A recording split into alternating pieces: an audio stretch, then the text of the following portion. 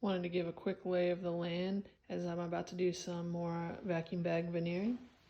So I've got my foam roller here, a place to rest it. I find that if I wrap it in saran wrap, I have it in the bag for an hour, I can come back and still use the same one. I have little pieces of paper towel so I can get rid of any glue that might get on my fingers or clean the spout, gloves, extra gloves.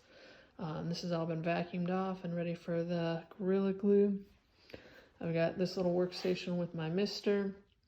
I like doing about 4 laps. Then this can easily slide into the trash compactor bag that I have open. It's cut a little short. And then my vacuum bag itself here with the C-channel and pump. I have some boards so that it's easy to slide in. And I've got the mesh there. I don't know, did I mention trash can close by just to get rid of whatever waste? So here I go.